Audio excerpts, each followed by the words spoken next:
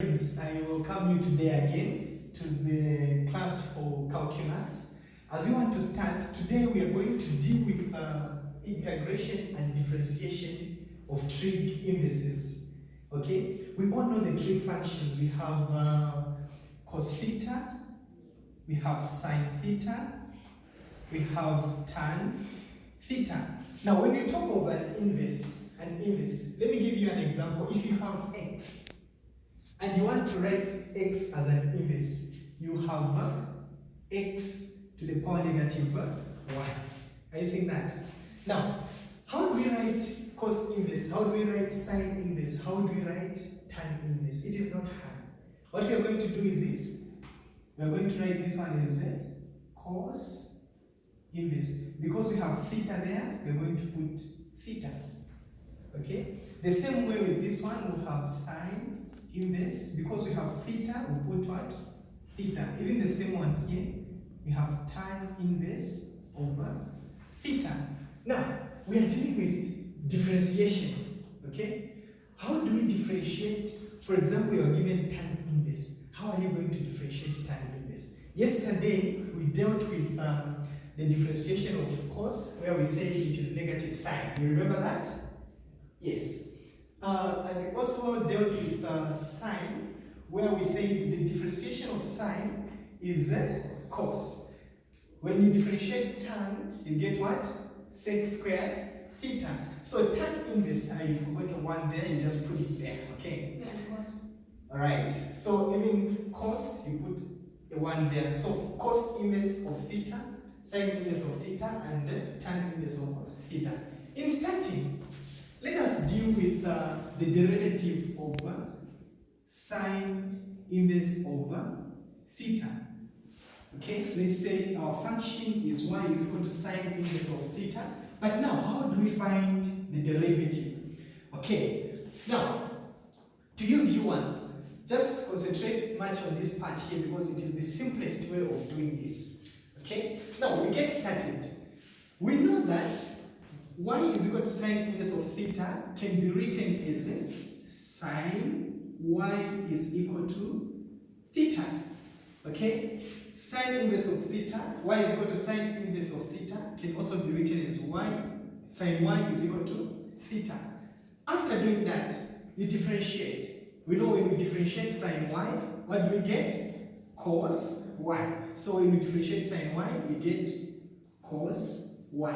Now, each time you have y and you are differentiating it, you put dy dx. So just here we are going to put dy upon dx.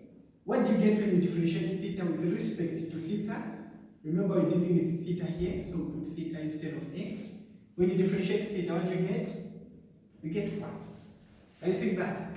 Now, our main aim is to find dy d theta, which is not hard at all. How do we get dy d theta? We're going to divide here by cos y, even there by cos y. We know that this cos y and this cos y will cancel. We'll remain with dy upon d theta. Alright? Which is equal to 1 over cos y. We are not yet done. Okay? We are not yet done. We need to find our theta there. Okay? There should be a theta somewhere. But now, how do we do it? We know the third trig identity, which is the general one. We know it is sine squared y. We are putting y because we have y here. Plus cos squared y is equal to what? To 1. Is it possible to make cos the subject of the formula cos y? Yes, it is possible.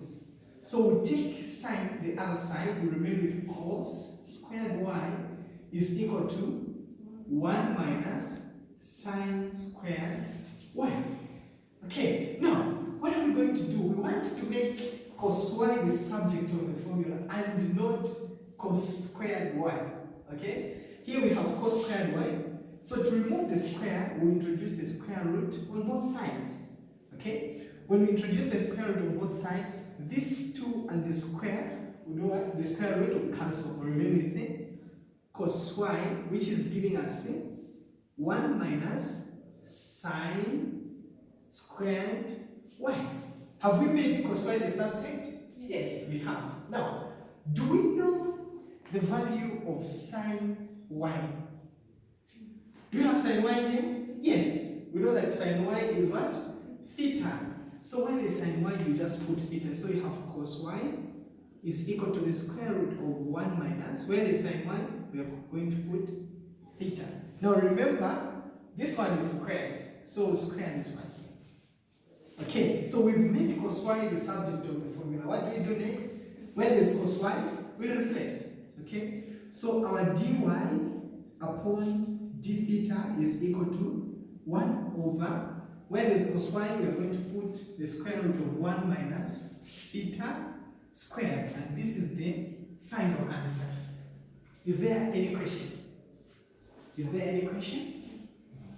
It is clear, isn't it? Yes. Okay, now having known how to differentiate sine inverse of theta, the next thing we are going to do tomorrow, we are going to integrate. When we integrate this one, we will see if it will give us sine inverse over theta.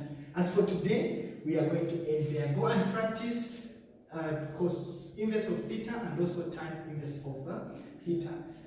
Viewers, see you next time. Join us again in the same room, same time. Bye-bye.